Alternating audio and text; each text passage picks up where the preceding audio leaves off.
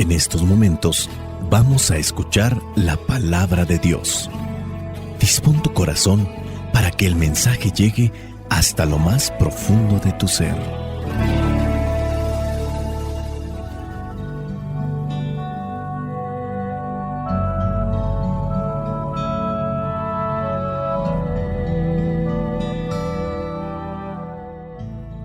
El evangelio que la iglesia nos presenta para el día de hoy, en esta fiesta de la presentación del niño Jesús, corresponde a Lucas capítulo 2, versículos del 22 al 40. Es necesario mencionar que también la iglesia propone otro esquema para el evangelio. Es del mismo evangelio de Lucas capítulo 2, pero del versículo 22 al 32. Nosotros vamos a tomar la primera opción, capítulo 2, versículos del 22 al versículo 40. Dice así: cuando se cumplieron los días en que ellos debían purificarse según la ley de Moisés, llevaron al niño a Jerusalén para presentárselo al Señor. Lo hicieron así porque en la ley del Señor está escrito: todo primer hijo varón será consagrado al Señor. Fueron pues a ofrecer en sacrificio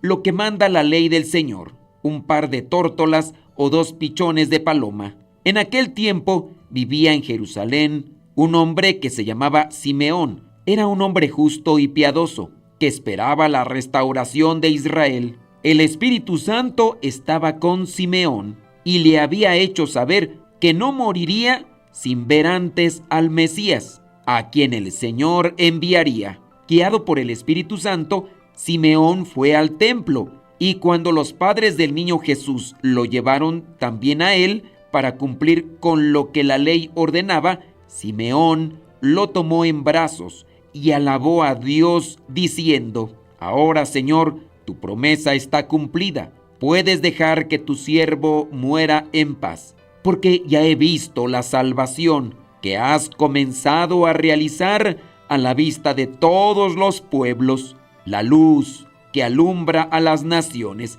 y que será la gloria de tu pueblo Israel. El padre y la madre de Jesús se quedaron admirados al oír lo que Simeón decía del niño.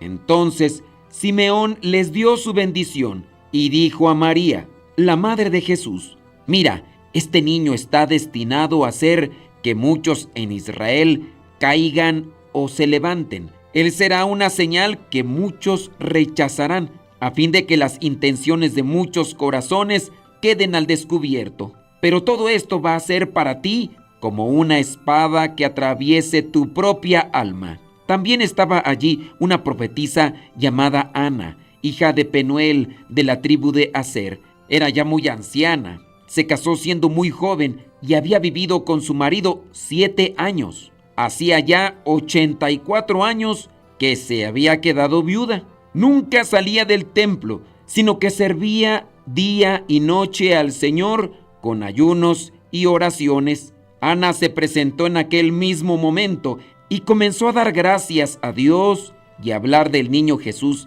a todos los que esperaban la liberación de Jerusalén. Después de haber cumplido con todo lo que mandaba la ley del Señor, volvieron a Galilea, a su propio pueblo de Nazaret, y el niño crecía y se hacía más fuerte. Estaba lleno de sabiduría y gozaba del favor de Dios.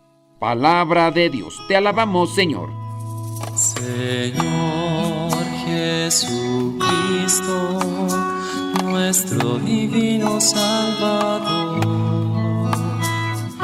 gracias te damos por tu infinito amor. Te escuchamos en la palabra, te recibimos y adoramos en la Eucaristía. Te servimos en los hermanos. Que seamos misioneros como lo quieres tú, enseñando a los hombres el fuego de tu amor. Oh, Hoy la iglesia tiene presente esta fiesta que para muchos es conocida como la fiesta de la Candelaria, pero el nombre propio de esta fiesta es la presentación del Señor Jesús en el templo para la purificación. Antes tenía otros nombres, pero este es el nombre actual, la presentación del niño Jesús en el templo. Vamos a reflexionar los 5 puntos de este evangelio. Número 1, la obediencia a las tradiciones religiosas. Las tradiciones religiosas tienen un contexto, buscan orientar, alimentar y ayudar la fe de aquellos que están queriendo llenarse de Dios, encontrarse con Dios. Ciertas tradiciones dentro de la religión pueden caer en un desuso, porque el sentido puede desvirtuarse, desordenarse, desfigurarse. Y sobre eso hay que tener mucho cuidado. ¿Qué tradiciones se viven en tu iglesia, en tu capilla, en tu comunidad, en tu pueblo? Hay ciertas tradiciones que no se deben de seguir porque ya están totalmente desconectadas de la base cristiana y mucho menos tienen una meta o una finalidad de acercarnos más a Dios. Ahí tú tienes que analizar las tradiciones o costumbres que se están llevando a cabo ahí en la comunidad donde tú vives. María y José llevaron a Jesús al templo para cumplir con las leyes y tradiciones religiosas judías. Esta acción refleja la importancia de la obediencia a las prácticas religiosas establecidas, que ayudan para acercarse más a Dios y pueden ayudar para crecer más en la fe, en el amor a Dios y en la entrega al prójimo. Todo debe tener una finalidad, no es hacerlas por hacerlas. También debemos de cuidar que ciertas tradiciones se desconecten de la superstición, porque muchas de las tradiciones que podemos tener dentro de la iglesia están conectadas con eso. Y porque nadie ha dicho nada, o porque así se ha hecho desde hace ya mucho tiempo en la familia o en la comunidad, nadie se desenmarca de ellas. Analicemos bien, busquemos conocer cuál es el origen, cuál es la intención, la finalidad de dichas tradiciones.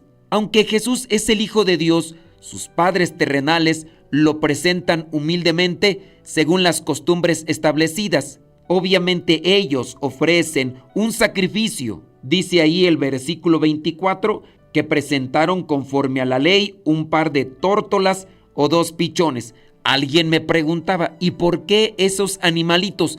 Eran los sacrificios que presentaban los judíos para purificarse. Hablar de ese tema, pues, llevaría un tanto de tiempo que aquí obviamente no tenemos. Otras personas con otra forma económica ofrecían un cabrito o incluso un ternero. En este caso, los 2 pichones o las 2 tórtolas eran para las familias de pocos recursos económicos, lo que refleja entonces que José y María vivían pobremente. Nosotros, ¿qué tan obedientes somos a las tradiciones y si es que las conocemos y participamos de ellas? Punto número 2. La esperanza y la paciencia de un hombre que le pide algo a Dios. Esperanza y paciencia de Simeón. Simeón, este anciano, había esperado por mucho tiempo para ver al Mesías prometido. Su encuentro con Jesús es un testimonio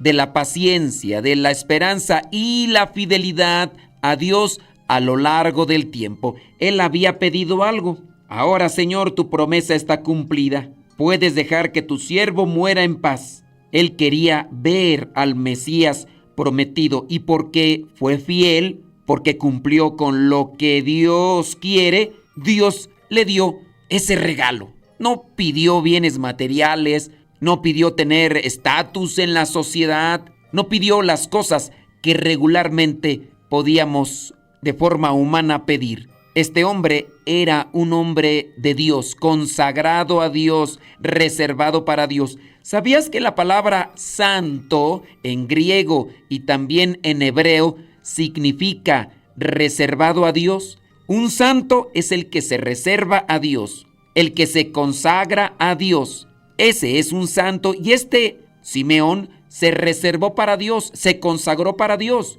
Tú te reservas para Dios, te consagras para Dios, piensas lo que Dios quiere, hablas lo que Dios quiere, lo que a Dios le gusta, haces las cosas que a Dios le gusta. Si haces todo esto, entonces eres un santo, que tienes que cuidarte porque el demonio anda como león rugiente buscando a quien devorar. Esta reflexión de la esperanza y la paciencia de Simeón nos invita a perseverar en las promesas divinas con paciencia y fe, cumpliendo con lo que a Dios le agrada. Punto número 3. La luz para las naciones. Simeón proclama que Jesús es y será una luz para las naciones. Dice allí en el versículo 32, la luz que alumbrará a las naciones y que será la gloria de tu pueblo Israel. Esta profecía se cumple en el ministerio de nuestro Señor Jesucristo, que abre las puertas del reino de Dios para todos. Luz para las naciones, ya no solamente para el pueblo de Israel. Nos recuerda que la luz de Cristo brilla para todos, sin importar raza, sin importar pueblo, comunidad. Para todo aquel que le abra su corazón a Dios, ahí Él iluminará. Muchas personas, muchos matrimonios viven en el dolor, en la tristeza, en el sufrimiento, porque viven en la oscuridad. Nuestras vidas cambian, nuestras vidas crecen, se purifican y salen adelante en la medida que dejamos que la luz de Cristo entre a nuestro corazón.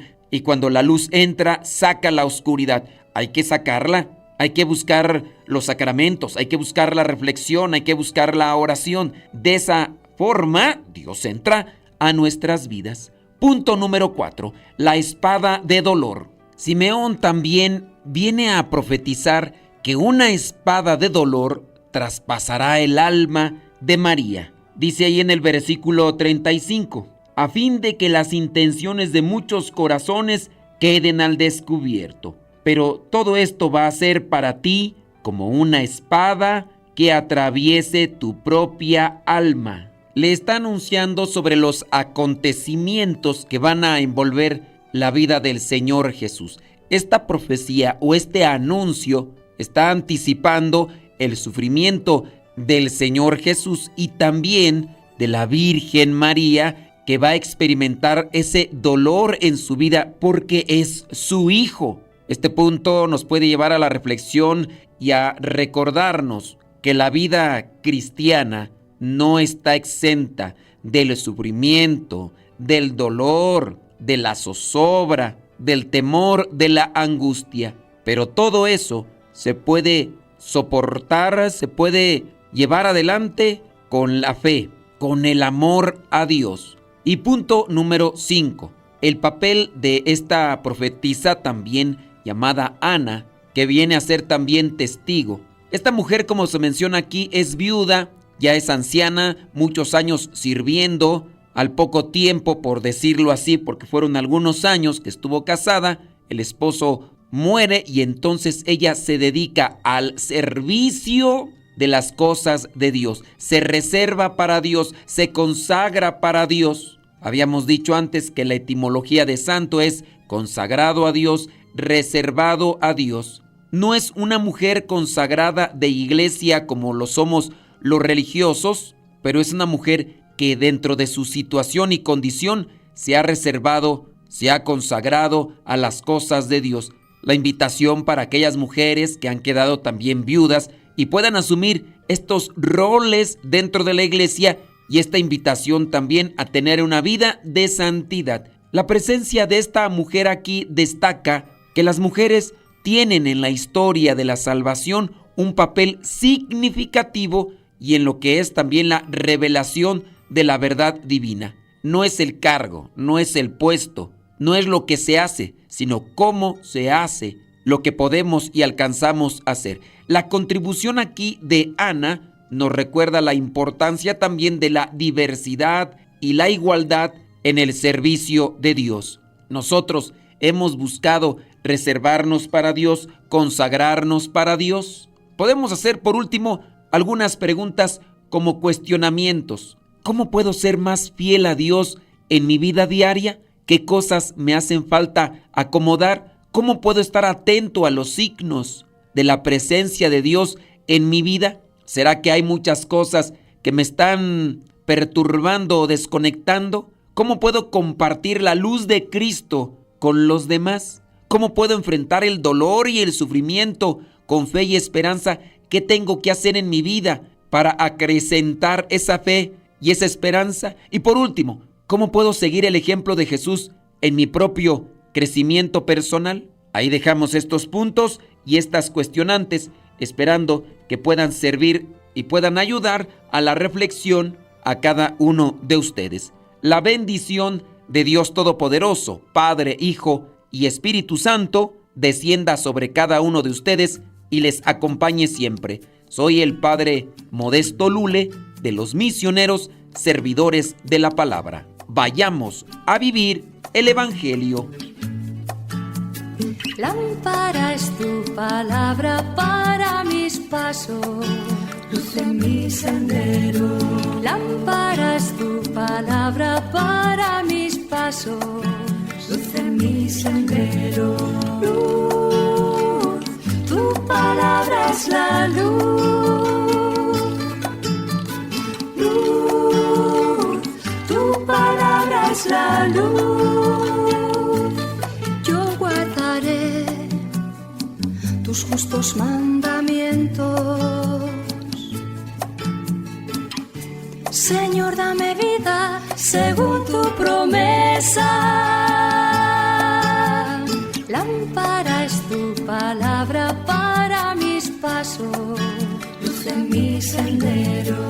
Lámpara es tu palabra para mis pasos, luz en mi sendero. Tu palabra es la luz, luz, tu palabra es la luz. Mi vida, Señor, está siempre en peligro.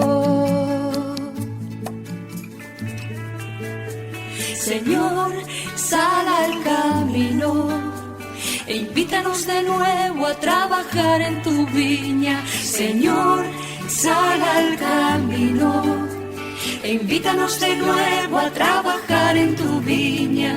No importa a qué hora, no importa a qué precio, nuestra paga eres tú y tu reino, y tu reino. Los primeros serán últimos, los últimos serán primeros.